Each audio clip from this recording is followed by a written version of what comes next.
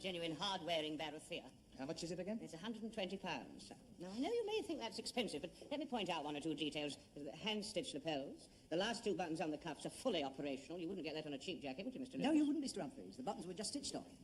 How does the back look? Oh, it's very snug at the back, sir, but you've got such broad shoulders. How about a pine paisley scarf to go around the neck? How much is it? £14, sir. But look, oh, yes, that does set off the neck, doesn't it, Mr. Lucas? Oh, yes, it does, Mr. Humphreys. And the hand stitching and the buttons on the cuff. Thank you, Mr. Lucas. This stick looks rather nice. How much is that? Oh, that's our special offer, sir. £3.20 genuine wooden ash. I like it. Ah, good morning, sir. I'm sorry I wasn't here to attend to you myself. I've just been to the cloakroom. May I say, sir, how much that jacket suits you? Oh, it's an exemplary fit. Congratulations, Mr. Humphreys. Thank you, Mr. Goldberg. The gentleman's also taking the pine paisley scarf. And the ash walking stick. Yeah, oh, I should say the ash walking stick would be more suitable with a tweed jacket. Now, this one, for example. Oh, I do like that. You like it? There you are. Try it on, sir. Please. Thank you. There we are. This is a special offer, sir. This is £140. You can buy the cotton wool to stuff in them on the ground floor. Miss Barnes? Yes, Captain Peacock. There's still no sign of Mrs. Slocum. Well, she said she might be late this morning on account of she's shifting her flat. You should have given her the day off like she asked. She's going to be in a right state when she gets here. Good morning, Captain Peacock. Oh, pussy, do be Oh, the removal men have only just left. I see you followed the van with your old cockle in it. I was lucky to get a van at all with these lightning transport strikes. Mrs. Slocum, there is a strict rule that staff may not bring pets to the store. Well, you know how clumsy those removal men are. I'm not having them handling my pussy. And if you take my advice, you'll keep away yourself. She's in a very disturbed state. I happen to be very good with animals. Hello, little pussy. Well, I did warn you. It bit me. Well, she hasn't had her breakfast yet. I suggest you put your menagerie out of sight and keep it there. Oh, Miss Brahms, would you take them into the fitting room? Don't be frightened, little pussy. It's only your Auntie Shirley. Oh! Must have taken a weight off your mind to have completed your removal. What do you mean completed it? All I've done is see the stuff on the van. All they've got to do is dump it. I'm the one that's got to sort it all out. I should have had 3 days off for this. Believe me, I tried, but Mr. Rumble wouldn't hear of it. Ladies' intimate apparel. I said ladies' intimate apparel. All right, then knickers and knocker cover.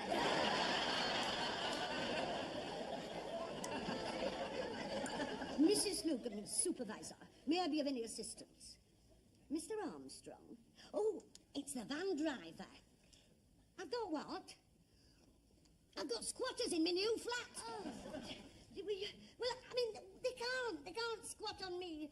I mean, they've got to squat on people who live in council flats and millionaires. Well, what am I going to do with all my furniture?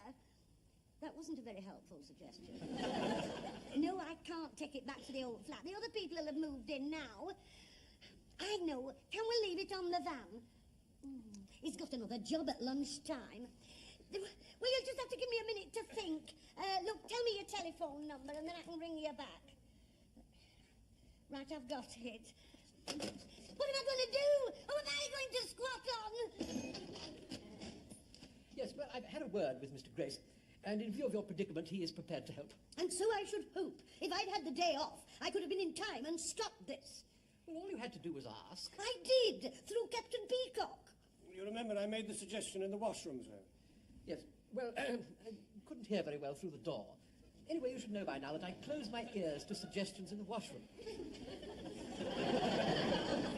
However, in view of the mix-up, young Mr. Grace has agreed that you may store your effects in Department 5B, which is on the top floor. It's vacant at the moment, pending refurbishment. Oh, thank you, Mr. Rumbold. I'm very grateful. Well, the contractors don't start work for a couple of weeks, so that should give you time to get yourself sorted out. Oh, that's very kind of you, Mr. Rumbold. Well, although we're a large organisation, we top executives do have hearts. Oh, yes, I can see that. Well, I must tell the van driver where to deliver. May I use your phone? Certainly not. Use the call box by the lift. So, Mr. Lucas, may I have that piece of chicken you've left on your plate for my pussy? Certainly. Not with your fingers, Mr. Lucas. She's very particular. Would your little companion like the head of my sardine? No, thank you. She has very few teeth left, and her poor gums can't crunch the skulls. That's why Mr. Goldberg didn't eat it. How long is it going to take you to get rid of these squashers? I don't know. Well, where are you going to sleep tonight? Well, I suppose I shall just have to go to an hotel. Oh. Unless, of course, one of my friends offers me accommodation.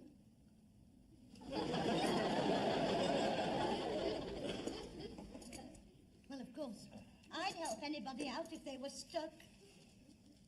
I'd like to ask you to my place, Mrs. Slocum. Oh, thank you, Captain Peacock and dear James. Unfortunately, my wife is away visiting her sister, so we'd be alone in the house and there might be a lot of talk. From all accounts, that's all there would be. Well, we have a spare room. Thank you, Mr. Goldberg. But unfortunately, last night the cold water tank sprang a leak, which brought down the ceiling all over the bed, taking with it the wiring which electrified the springs.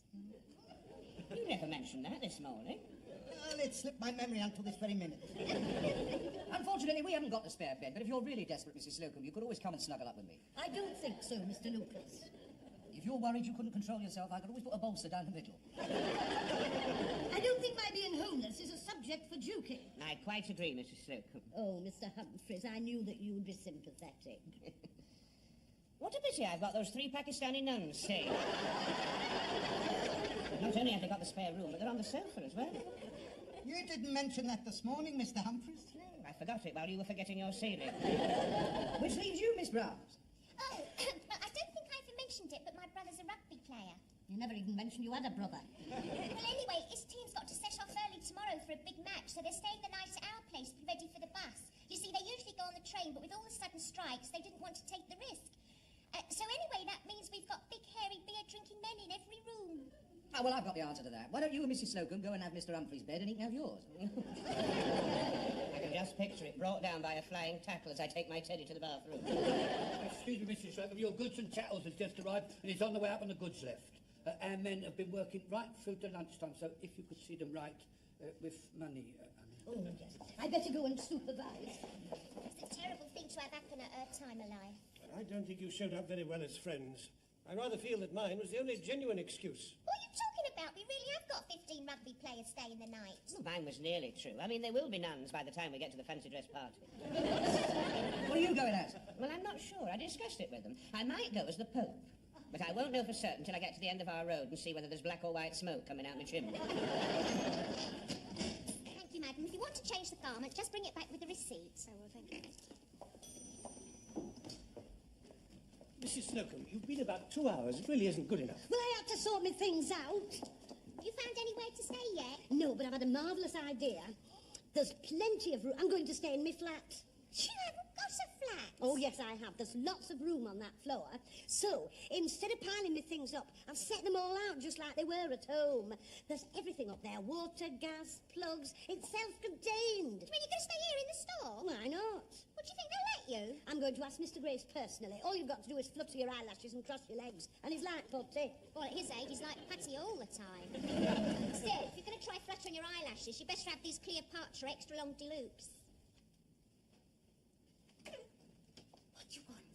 Someone to see Mr. Grace. You can't disturb him now. I'm exhausted, just trying to get him to sleep. It's very important. Well, on your own head be it, but wake him gently. Grace! Oh, where am I? I'm sorry to have to wake you. So I hope it's important. I was in the middle of a very nice dream. You look very good in the girl guide's uniform. Oh, thank you, Mr. Grace. Mrs. Slocum would like a word with you now. Oh, very well. Tell her I'll give her a few moments. Oh, Mr. Grace will see you now, Mrs. Slocum. Oh, it's very good of you to see me, Mr. Grace, when you're so busy. Not at all. Please sit down.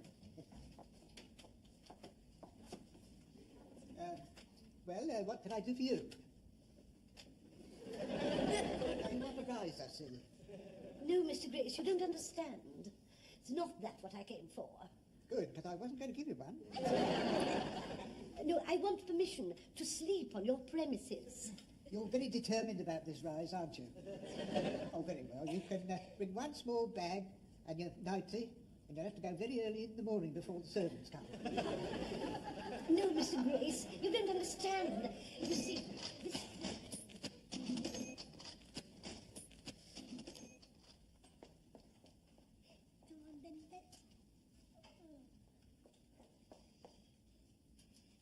you are, little sweetheart.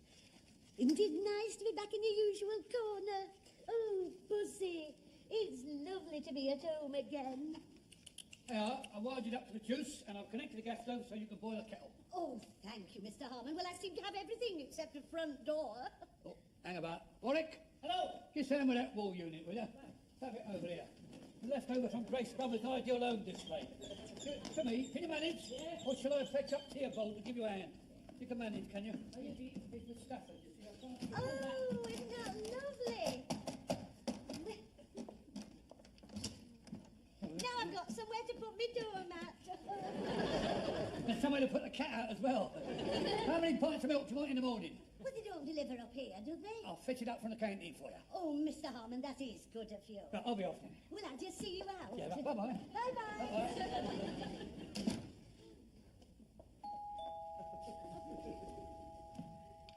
Yes? I forgot to plug in the phone. Can you do that? Oh, yeah. I can give you an outside line or an internal one, see?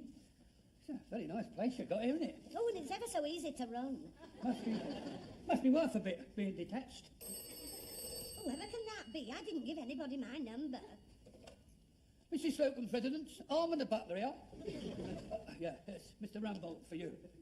Hello?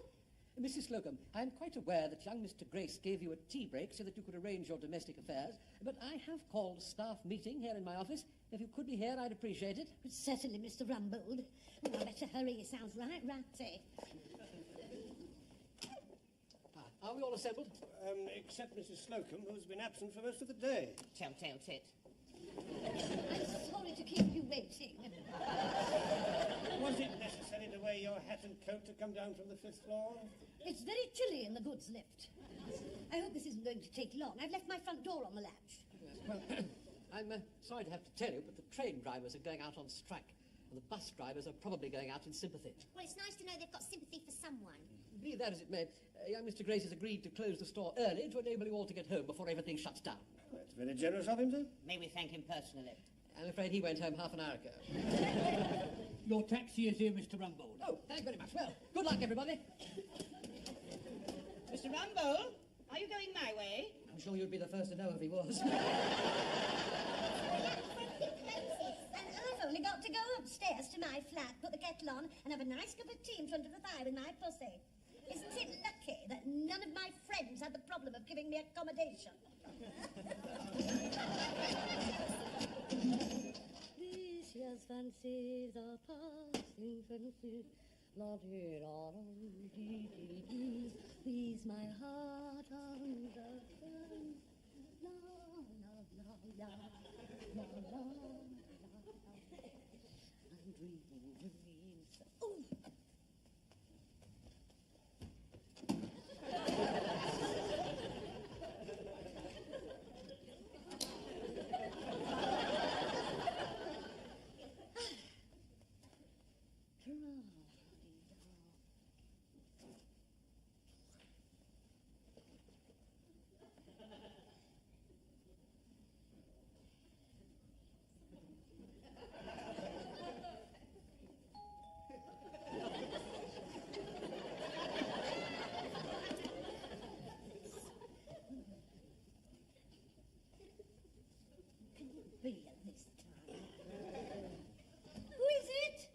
It's me, Mr. Humphrey. But I'm in my nightie. Well, I can see that. Oh, just a minute then.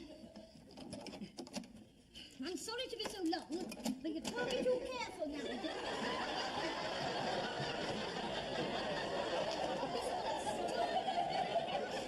Can I give you a hand?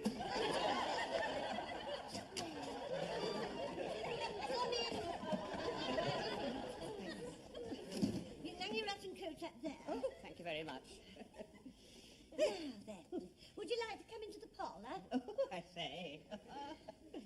Well, now, what brings you to these parts? Well, I got on the bus and we'd only gone about 200 yards and the conductor became very sympathetic and said to us, get off.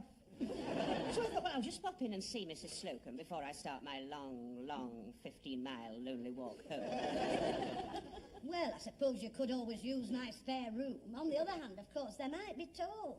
I don't think so, not in my case. Go on, then. Put your feet up, I'll make you a nice cup of tea. Do you know, that's just what I could do with. You're quite different, aren't you, when you're at home to when you're in the store? Behind your counter, you look so stern. And here at home, you're all feminine. Well,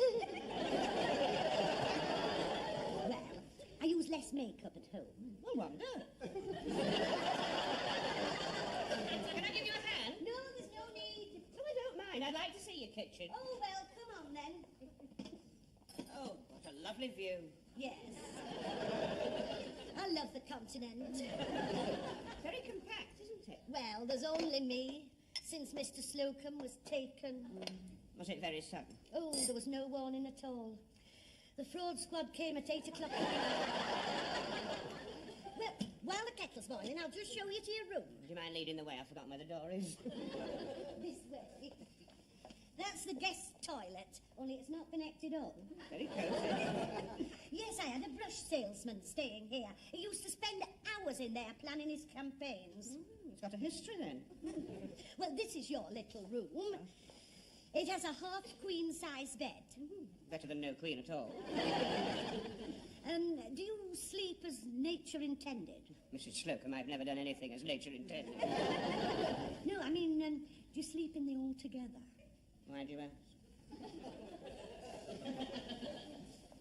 I've got some pyjamas here. Oh, you've entertained a gentleman visitor before. These belong to the brush salesman. Oh, yes, I can see that by the bristles. That's the jacket. He was a very big man. On top, yes. It didn't have a right lot down below.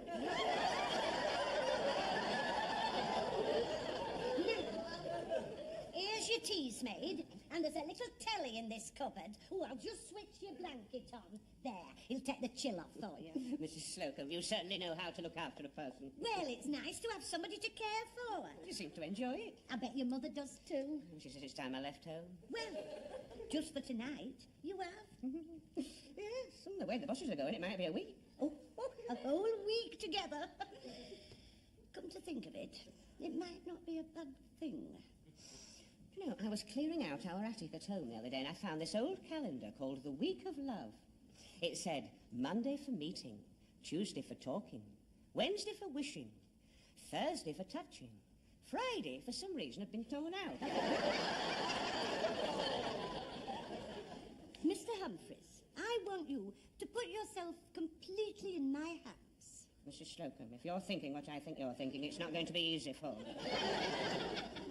Just pretend you're on a camping holiday with a friend. That wasn't the best suggestion you could make.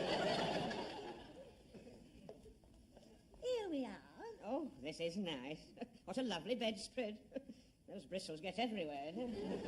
Now just try that bed. It's ever so comfy. Oh, yeah. It's got a lot of life in it. There's a lot of life in me as well. Me mother. Oh!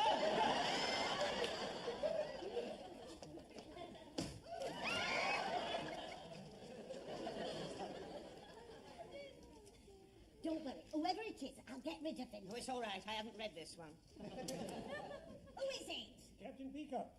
Well, I'm in my night attire. You'll have to wait a minute until I find my dressing gown. Is it a checked one? Yes. It's hanging on the hat stand.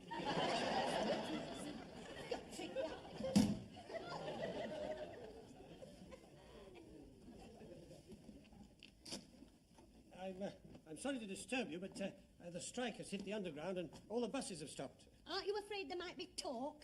As long as that's all there is. Oh, come in. Wipe your feet. Well, I thought rather than prowl the streets looking for a hotel, I'd borrow your sofa. Oh, you've clipped me to the post. You are going to have the spare room. It's down there. You're very hospitable, Mrs. Slocum. Oh, it looks rather cosy. I thought you were going to give me the spare room. You've forgotten, Mr. Humphreys. Your accommodation has been taken care of. Captain Peacock might see. Not when the lights are out, he won't. This will do nicely. I've had a sandwich, so you needn't bother about supper. I wasn't going to. Well, if it's all the same to you, I'll turn in. Oh, well, hurry up then. The sooner the better. Sleep well.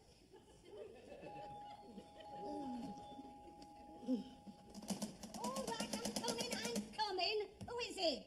It's me, Lucas. Honestly, it's like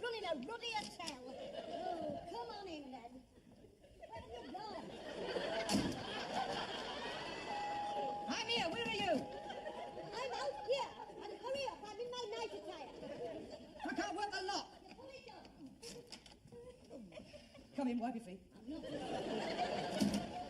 I know. You can't get home and you want to spend the night. Well, fate does seem to have thrown us together, Mrs. Slocum. Oh, no, it hasn't. You can sleep in the spare room with Captain Peacock. That's all right. I'll sleep on the sofa. On second thoughts, I'll sleep with Captain Peacock. Listen, I haven't eaten all day. I suppose a bacon and egg is out of the question. How did you guess? I thought it might have been. I'll just lie down and have a quiet rumble.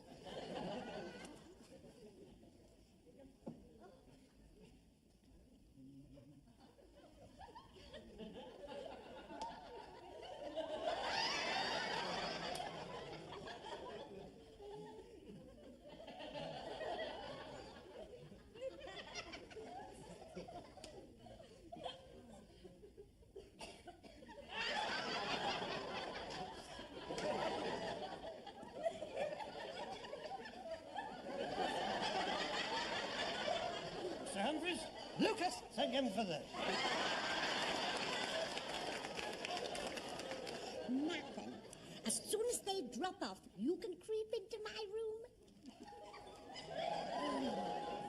Come in, it's open.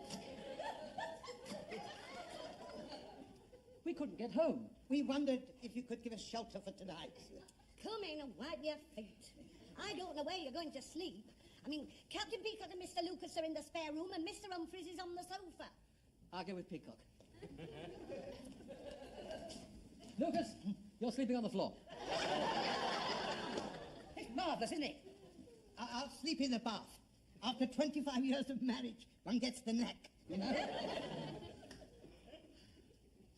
Now, see, if we put these two chairs together, Mr. Lucas can sleep across these. No, he can't. I mean, if he does that, he'll see that you're not on the sofa. But I am on the sofa.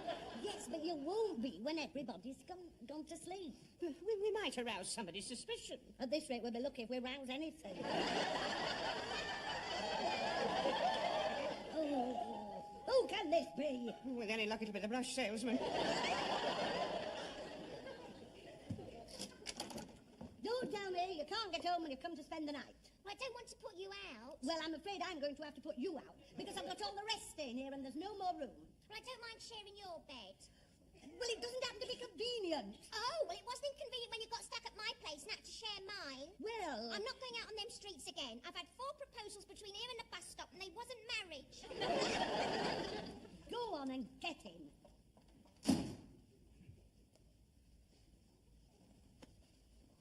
I've got to share with Miss Brown's. Oh, I see. Are you disappointed or relieved? I'm neither one way or the other. I'm afraid that's the way you're still going to be in the morning. Oh, well. Good night, chicken. Hope you don't snore.